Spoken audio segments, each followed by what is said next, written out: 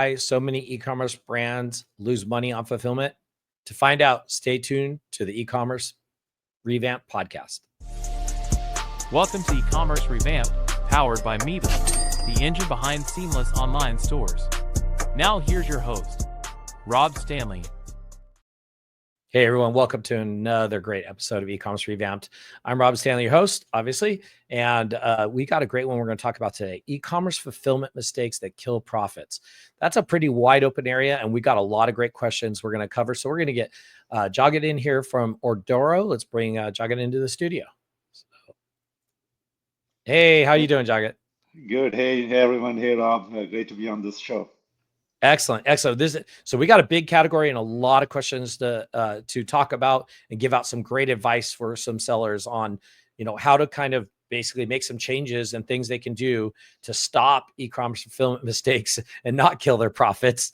Kind of changing that question or the title around a little bit, but let's kick this off and go straight into it with some great thoughts or processes, especially when it comes to what's the hardest part of selling across multiple channels. What have you seen?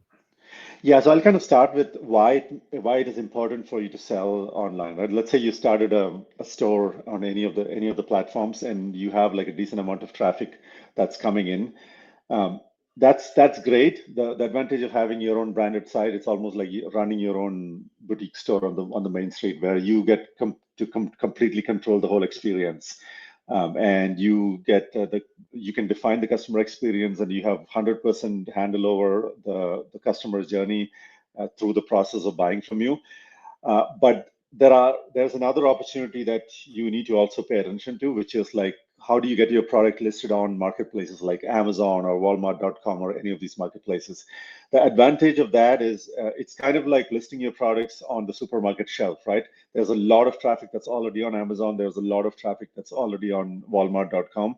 By having your product on the shelf, you are getting in front of more eyeballs. These are all traffic that are definitely interested in the product category. And if your product is not there on the shelf, they're going to buy a competitor's product. So it is very important to get your product on the shelf along with the competition, while also have your own branded store experience. Now, the struggle with this is once you start getting into this multi-channel selling, is that now you're really dealing with like 2 or 3 different systems, right? Let's say you're listing on a Miva store, you're listing on Amazon, you're listing on Walmart. You're actually dealing with like 3 different platforms, and they all operate independent of each other. You need to make sure that the data is in sync. So the products that you're listing are always synchronized across all of these stores. When you're getting orders, and let's say that in the simplest case, you're shipping everything out of your warehouse, you need to make sure that all the orders are getting captured correctly from all these platforms, and everything is being aggregated into one area where you can go, your warehouse staff, your customer support staff at any point have a complete list of all the orders coming from all these places, everything in one place. So that's the first thing you need to make sure that you get right. The second thing that you need to focus on is making sure that you are representing the correct data across all these stores. So let's say the simplest case is you're shipping everything out of the same warehouse, right? You're selling a product on your website, on Amazon and Walmart. Let's say someone bought like 10 units of that on your website. You need to go reduce the stock level on Amazon. You need to go reduce the stock level on Walmart. If you don't do that, what happens is you may run into a situation where the Amazon has incorrect stock level, and the customer ends up buying from Amazon. They end up buying your product, and then when you go into the warehouse to fulfill that order, you realize that you're out of stock. And that's really bad for most of these marketplaces, because they will give you penalties if you took an order that you're not able to ship or are getting delayed. So a lot of this is about juggling and keeping the data in sync. So there are huge advantages of listing in multiple marketplaces, but at the same time, you need to make sure that you have the correct systems and processes in place, because if you don't do that, you'll end up in a worse off situation where you took orders from all these places, you're not fulfilling it on time, and overall your brand suffers. Yeah, absolutely. Yeah, I totally agree with you. When I was selling online, I wanted my product everywhere that anybody might possibly look for it. So 100% agree with you. You're mentioning shipping. Some of these smaller companies, they may have a small warehouse. And like you were mentioning, they may have to ship it to different places or fulfill orders off different platforms. Do you have any tips that you could kind of maybe give on how to save money on shipping for some of these smaller shops or companies that are doing this? Yeah, so shipping, particularly domestic shipping in the US, let's focus on that. You need to really understand how all of that works and all the different types of contracts out there. So, for example, let's take USPS, right? You're shipping your products using the postal service. You can either pack up everything and then walk and drive to the post office and then drop it off. And then if you do that, the price that you get for per package is what is known as a retail price. Or you could go print labels online, even through USPS.com or something like Stamps.com. There you start getting commercial price, or you could go through a shipping software um, and we do offer Ordoro does offer shipping software, but there are several other companies like us who offer shipping software. You go through one of us, what you will get is known as a deeper discounted commercial rate. So the way this market works, particularly with USPS, is that USPS has negotiated rates through platforms like Ordoro or any of our competitors. They also have online rates, and then they have retail rates, which is what you get in the post office, right? So these rates that you often get through platforms like us are way, way discounted compared to the rate that you get from the post office. So if you have even like a decent volume, even if you're shipping like 5 packages a day, you're much better off printing those shipping labels through a platform like Ordoro instead of like driving to the post office, because you can save a lot of money. Now, I talked about postal service, but they're not the only ones to do this model. UPS has a similar model. UPS has a discounted rates program, which you can access those rates if you go through companies like us. FedEx has similar rates. So that's at the lower end, right? At the higher end, as your volumes grow, most of the merchants kind of figure out that this is how it works.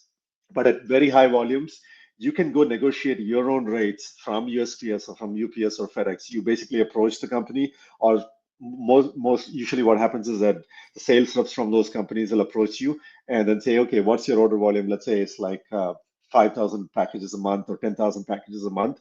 They will come up with a negotiated rate, which is even better than the rates that you get through every platform, right? Obviously, that comes with certain thresholds. You need to hit certain numbers and all of that. But you need to understand that that's how the market works. So at the lower end, you should always go get platform rates from one of the platforms like Ordoro. And at the high end, you need to get your own negotiated rates. It makes no sense for you to just go to a UPS store or a USPS post office and just ship using the published rate. So that's the number one thing you need to take a look at. Yeah, agree with you 100%. Unless you're super tiny and you're selling, one or two a month, I would look at Pirate Ship. That's what I used for just a couple little things here and there. Yeah. At least it's not a super big discount, but it's at least a discount. That's Pirate Ship. I think it's pirateship.com. Sticking with kind of the warehouse and inventory. So we were talking about selling on multiple platforms, and basically, you don't know if you're going to get swamped off one platform and all of a sudden your inventory goes down, or you're going to get it from another. What kind of suggestions you have on how to balance that sort of too much inventory versus too low inventory, especially when it comes to not knowing exactly how much sales you're going to get from one platform versus the other, or they're both going to pull a lot of your inventory?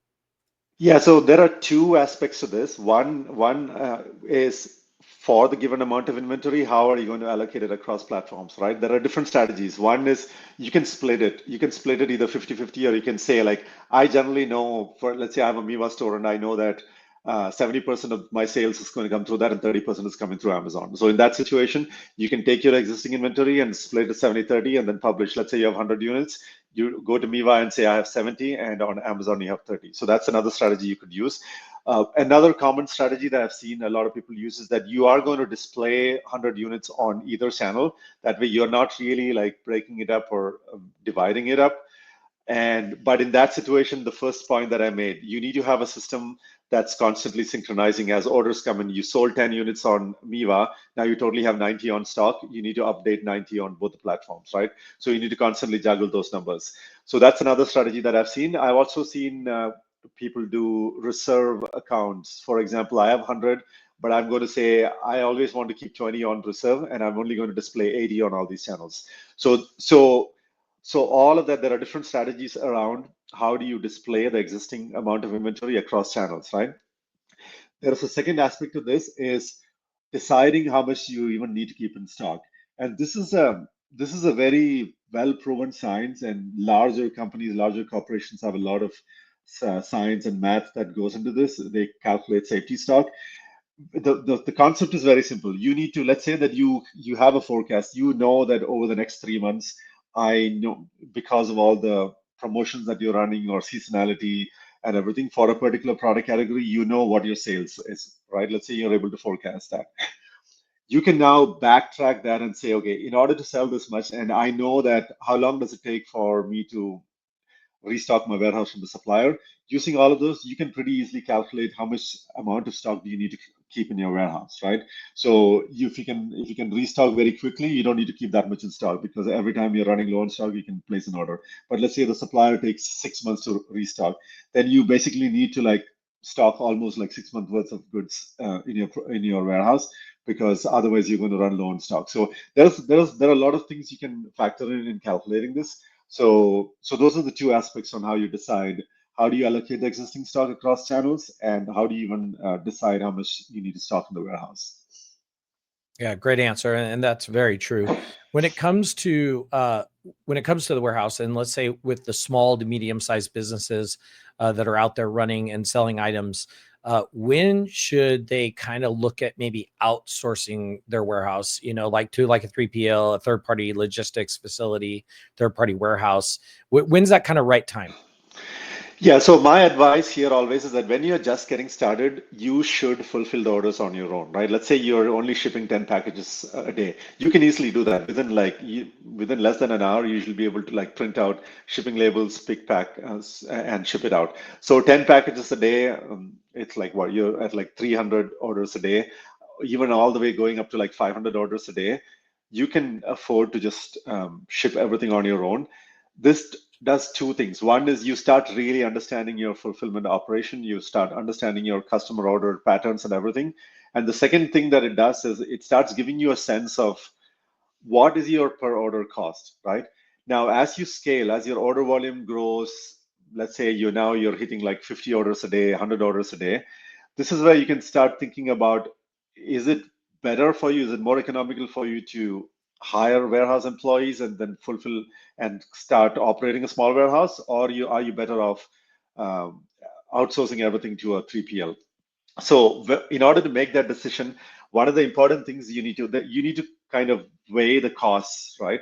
So you need to really understand what is your per order cost. So in order to ship an order, if you have an employee, or even if it's accounting for your own time, you need to know how much is your hourly labor cost, and what is your pick pack cost, and then your shipping label cost, and maybe even the packaging material cost. So you need to understand that clearly. You also need to understand what's your storage cost. In this case, if you're actually renting a warehouse, you know what your monthly rent is, right? Now you need to compare that with what the 3PL is going to charge you. So when you get a quote from a 3PL, they're going to charge you, here's a storage cost, and here is maybe they have minimums, and here's like a per order pick pack ship cost, and they'll even charge you a receiving cost if you're shipping in bulk. So now you can really compare apples to apples from a cost economics point of view. You'll have a good sense of what's that break-even point for you where it makes sense for you to move to a 3PL. But there is another very important aspect that you need to factor in. Once you sign up for a 3PL, you're effectively losing control of the whole brand experience. You need to not just look at the cost offered by the 3PL, you also need to look at how reliable are they? Are they going to ship on time? Are they going to ship using your branded packaging? Because ultimately, when the customer receives the product, if it's like the packaging is broken or the product is arriving late, it's going to impact your brand. So you need to definitely add a premium for that.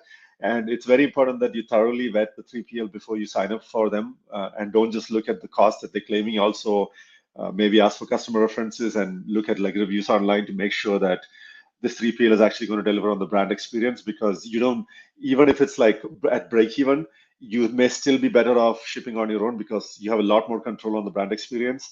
So you need to factor in that premium also when you choose a 3PL. Yeah, I do that research. I mean, you're putting your company's life in their hands, basically. Exactly. Yeah. Especially with the products getting to them, getting to people on time, not losing products. if people decide to just leave it in their own warehouse and do their own shipping, there's a lot of automation. There's a lot of possibilities for automation, I guess I should say. Yeah. We're going to take a quick commercial break. After that, after we come back, let's talk a bit about some of these automation options and how they can cut cost and errors right after this commercial break. If you're getting traffic but not conversions, your site might be the problem. At Miva, we help e-commerce brands fix the leaks in their funnel, from speed to structure to checkout. Get a free expert website audit at miva.com/podcast and see where you're losing money and how to stop it. So head on over to miva.com/podcast and check out the free audit you can get on your website. We'll do a full evaluation of everything. Head on over there, fill out the form. We'll get you a free audit. So I've got Jagath on from Ordoro, and we're just about ready to talk about, if you have your own warehouse, what are some of the automation, either tools or service? What can you do to automate some of the tasks, cut your costs, but also reduce some of your errors? Tell us about that. Yeah, I would say the first automation that you would choose, you should start with, even if you're a tiny warehouse with like one employee, is use barcodes, right? It's a no-brainer. Barcode scanners are so cheap. You can find like a $25 USB barcode scanner on Amazon, and pretty much all your products are going to have barcodes anyway. Use barcodes while fulfillment, because that'll guarantee you that you're shipping the right product to the right customer. I've seen this so many times. I've seen customers come to us with a no barcode scan workflow, and then after starting with Ordoro for their fulfillment, they also turn on the barcode functionality and drastically reduce their error rate. It's almost like error rate almost goes down to zero. And this becomes especially important because as you scale, as your warehouse grows, what you'll most likely end up doing is that you'll probably hire like part-time employees. Maybe these are high school kids or someone who's not really like a true warehouse operator. Even in a situation like that, it's very important that you automate as much as you can and then eliminate all possibilities of error. So I would strongly recommend that you look into barcode scanning and choose any fulfillment system that offers barcode scanning. The second thing that I would suggest is start using like pick lists and pack lists. So again, these are standard flows. Instead of just like printing one order at a time, you can group together orders. You can group together, okay, let's say you have a particular product and then you got like 25 orders for exactly the same product. You can group all those orders together, print one pick list, and then you walk to the warehouse and pick the 25 units of that, come back to the packing station and put them all in. And then again, here you use barcode scanning to make sure that the numbers line up. Try to use, as your volume starts growing, once you cross, let's say 20, 30 orders a day, definitely use a system to keep track of your orders and shipping. There are, again, like Ordoro is one of them, but there are several other companies that do this.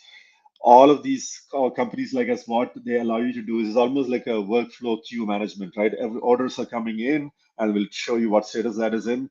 And then once it's shipped out, it'll go away from the queue. So have this queue management system to make sure that you're not missing an order. I've seen a lot of people get started with just like an email. It's basically their email inbox is a queue, right? Every time an order is placed, they get notified and they just like marking and archiving those emails. So that's fine when you're getting like 5 orders a day, but as you go up, start automating things. And then from there, it can go further. You don't need to really think about like conveyor belts and robots picking stuff. That's for the very high end. But even at like 10,000 orders a month, you can still have like manual picking with barcode scanning and pick pack list. That alone will like drastically reduce your error rates. Yeah. Jagath, what about there's people out there that are looking at maybe starting a business. Maybe they already have a business going and they're looking to expand their product line. When it comes to drop shipping, I've seen people sell courses on it. Some say, oh, it's so easy, drive a Lamborghini, doing drop shipping.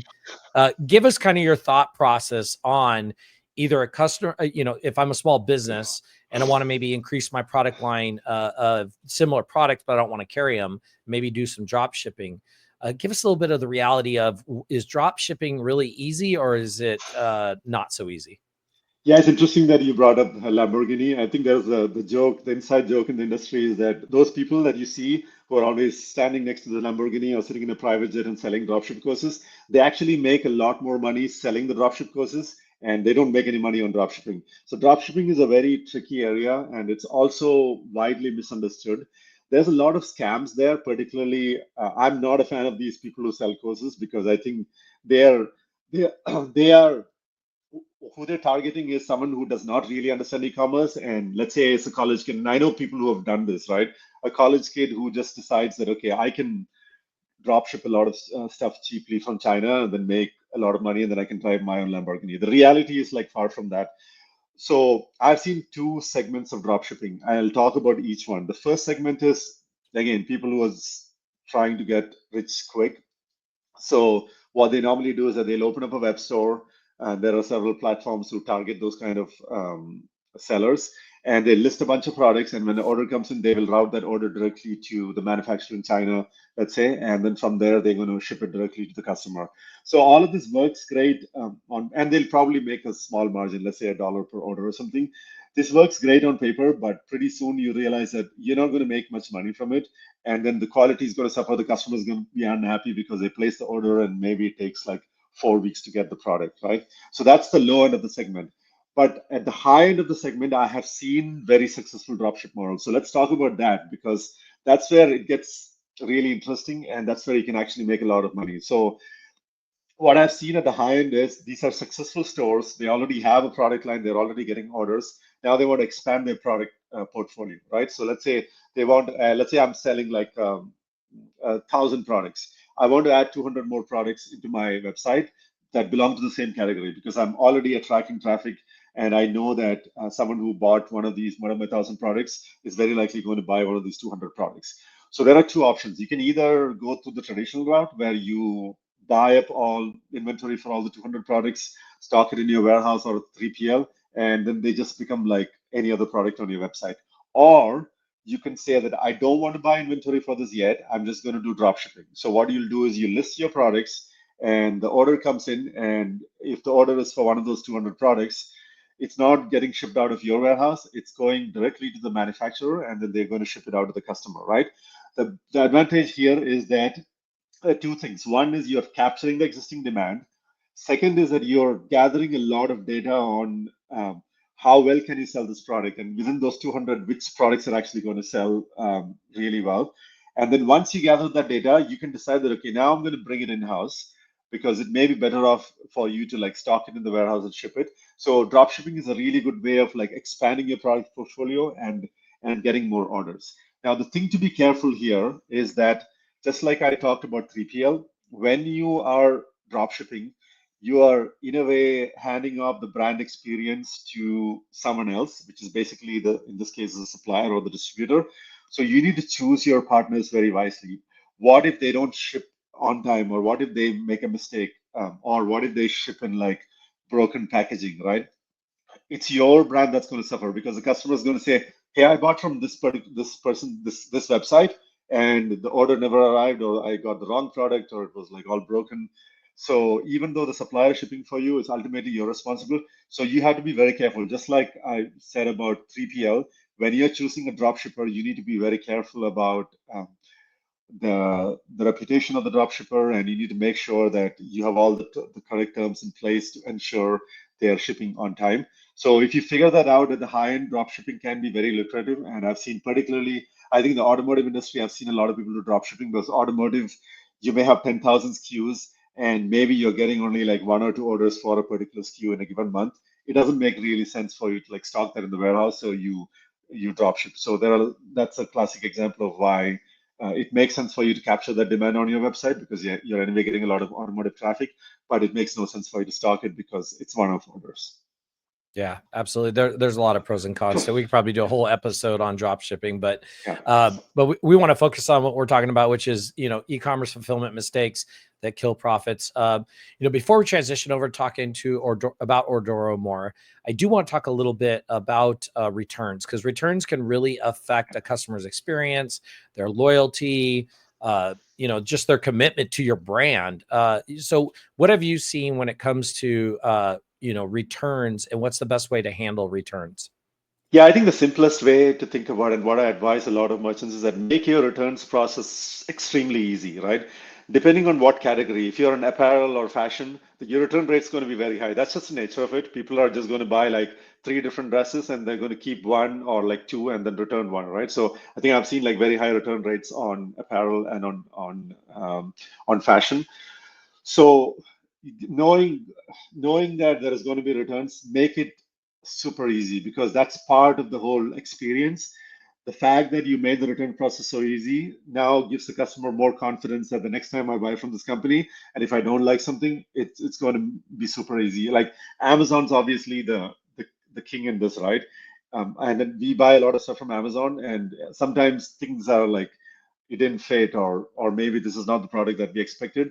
Makes the return process super easy. We just drop it off either the UPS store or Whole Foods. If you're a small brand, obviously you cannot do the Whole Foods UPS store drop off thing.